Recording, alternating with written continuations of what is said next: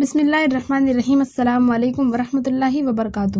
ماشا امیر تیمور کی عادت تھی کہ وہ رات کے وقت گھوڑے پر سوار ہو کر پورے شہر کا گشت کر کے اپنی رائے کا حال معلوم کیا کرتا تھا اور دوسرے دن ان کے متعلق فیصلے صادر کیا کرتا تھا۔ ایک روز وہ حسب معمول شہر میں چکر لگا رہا تھا کہ اس نے ایک غمناک آواز سنی اور آوا بکا کی طرف متوجہ ہوا تو ایک بڑھیا رو رہی تھی اور بارگاہ الہی میں فریاد کر رہی تھی کہ اے رب العالمین، ہمارے بادشاہ اور وزیر کو موت دے دے اور قاضی شہر کی عمر دراز کر۔ بادشاہ اس حیرت انگیز دعا کو سن کر بڑا پریشان ہوا۔ کافی دیر وہ سوچتا رہا کہ بڑھیا سے کسی طرح معلوم کیا جائے کہ وہ بادشاہ اور وزیر سے کیوں اس قدر ناراض ہے کہ ان کی موت چاہتی ہے، اور قاضی سے اتنا خوش کیوں ہے کہ جو اس کی لمبی عمر کے لیے دعا کر رہی ہے۔ کافی دیر کے بعد اس نے بڑھیا کے دروازے پر دستک دی۔ جب بڑھیا نے دروازہ کھولا تو بادشاہ نے نہایت بے چین کی اور مسکینی سے پوچھا کہ اے نیک عورت، میں ایک مسافر ہوں لیکن میں نے تمہارے عجیب و غریب دعا سنی ہے۔ کیا میں یہ پوچھ سکتا ہوں کہ تم بادشاہ اور وزیر سے اتنی زیادہ رنجیدہ کیوں ہو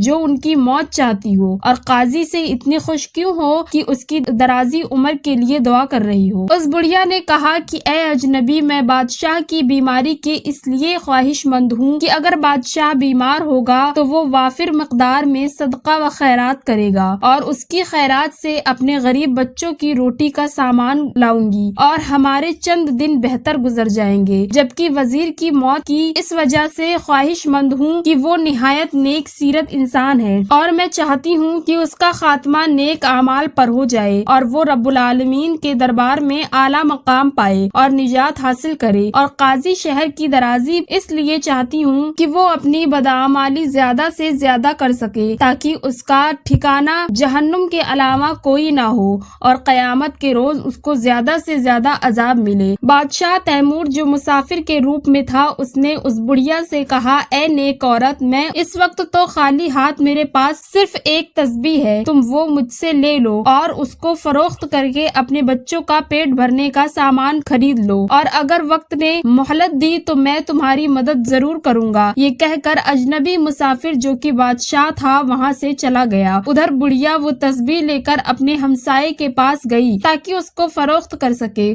اس بڑھیا کا ہمسایہ ایک سید تھا، مگر وہ ہمسایہ پہلے درجے کا بخیل انسان تھا۔ جب اس نے تسبیح کو دیکھا اس کی رال ٹپک پڑی۔ دنیا تسبیح کی قیمت سے ناواقف تھی کیونکہ تسبیح یا بود اور لان و معراج کی تھی، اور مذکورہ سید ہمسایہ کسی طرح بڑھیا سے وہ تسبیح ہتھیانا چاہتا تھا۔ اس نے بڑھیا کے ساتھ الٹی چال چلی اور کہا یہ تسبیح تو میری ہے، اس کو کل کسی نے چرایا ہے اور میں اس کی تلاش میں تھا، اب مجھے پتا چلا کہ یہ تم نے چرائی ہے، میں اب تم پر مقدمہ دائر کروں گا۔ بڑھیا گھبرا گئی اور بولی میں بالکل بے قصور ہوں، یہ تسبیح تو مجھے ایک اجنبی نے دی تھی، یہ میں نے ہرگز نہیں چرائی۔ ابھی سید ہمسائے نے موقع سے فائدہ اٹھایا اور کہنے لگا اچھا، اگر تو نے تسبیح نہیں چرائی یہاں سے بھاگ جاؤ، میں تم پر اتنا ترس کھا لیتا ہوں کہ تمہیں عدالت میں نہیں گھسیٹوں گا۔ بڑھیا نے اسی میں عافیت جانی اور اجنبی کو کوسی ہوئی اپنے گھر چلی گئی۔ اگلی رات امیر تیمور پھر حسب معمول گشت پر نکلا اور قصدہ بڑھیا کے محلے میں آیا۔ اس نے بڑھیا کے گھر سے پھر وہی دعا سنی جس میں بادشاہ کی بیماری، وزیر کی موت اور قاضی وقت کی درازی عمر کا ذکر تھا۔ بادشاہ نے بڑھیا کے گھر کا دروازہ کھٹکھٹایا۔ بڑھیا اس کو دیکھتے ہی اس پر